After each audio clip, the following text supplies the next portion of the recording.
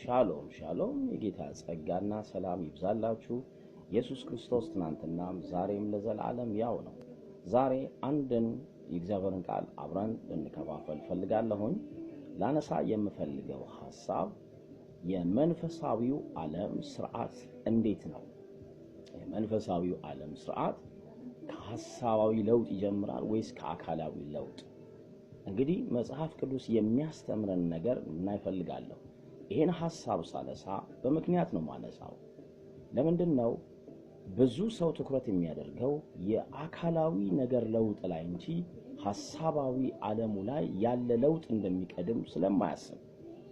እንግዲህ እንደመነሻ አንድ ነገር ሲላሳያችሁ ማንንም የሰው ፍጥረት የተባለ ጠቅላላ አማኝም ይሁን ኢአማኒ ቢሆን በእግዚአብሔር አምናለሁ ነው የሚላችሁ። እግዚአብሔር አለ፣ እግዚአብሔርን አምናለሁ፣ እግዚአብሔርን የማያምን ማን አለ? ይሄ ግርድፍ ዕውቀት ነው።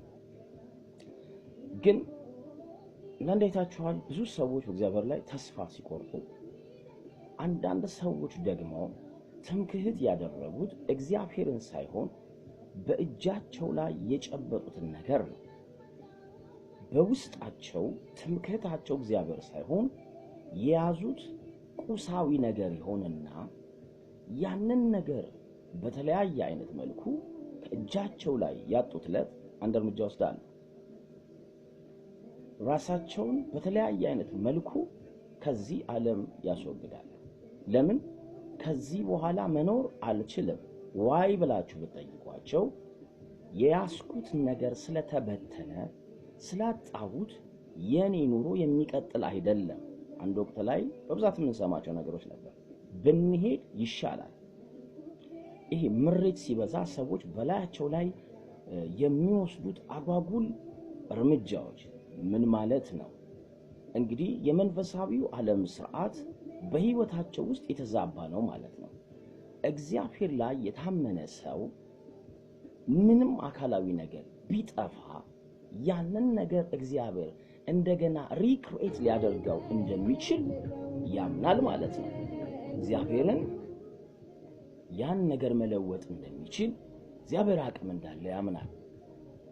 በብዛት ግን እየተሰራ ያለው ነገር እምነት የሚባለው ነገር ነገሮችን ከማስለወጥ የሚጀምር እንጂ አስተሳሰብ ለውጥ ላይ በብዛት የሚሰራ ስለማይመስል ወደ እግዚአብሔር ራሱ የሚመጣው ነገር ለማስለወጥ እንጂ ለመለወጥ አይደለም።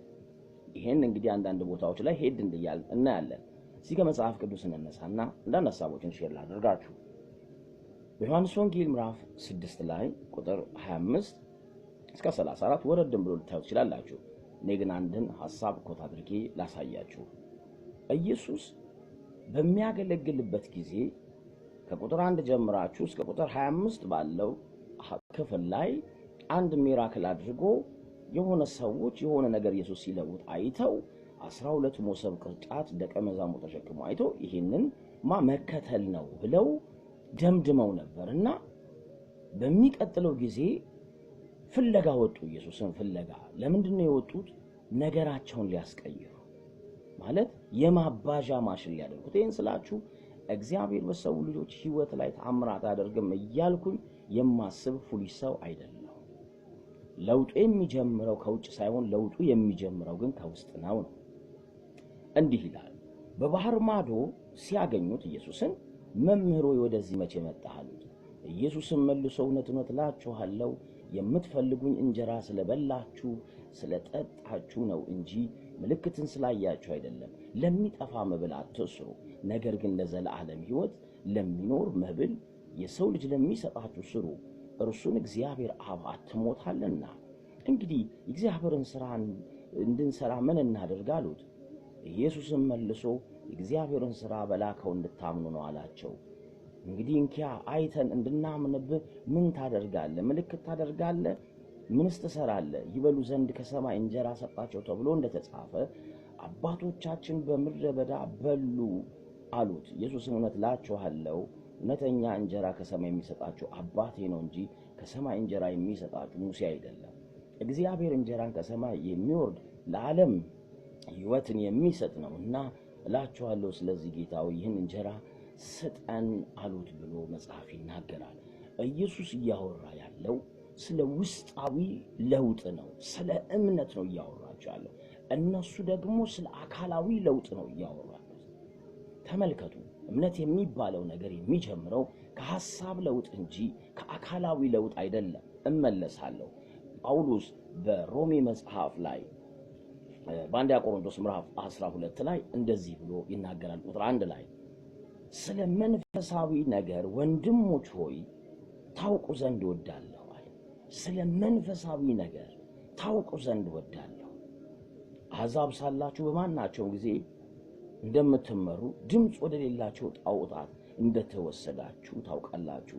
ስለዚህ ማንም በእግዚአብሔር መንፈስ ሲናገር ኢየሱስ የተረገመ ነው የሚል እንደሌለ በመንፈስ ቅዱስ ካልሆነ በቀር ኢየሱስ ጌታ ነው ሊል አንድ እንኳን እንዳይችል አስታውቃችኋለሁ ብሎ ከታች ደግሞ ስለተሰጡ ስጦታዎች እንዴት ፋንክሽን እንደሚያደርጉ አብራርቶ ያስቀምጥላቸዋል። የሚነግራቸው ግን ስለ መንፈሳዊ ነገር ታውቁ ዘንድ ታውቃላችሁ። በቤተ ክርስቲያን እንኳን እግዚአብሔር የሰጣቸው ስጦታዎች የሚገለጡት አእምሯችን ፉሊ አክሰፕት ሲያደርግ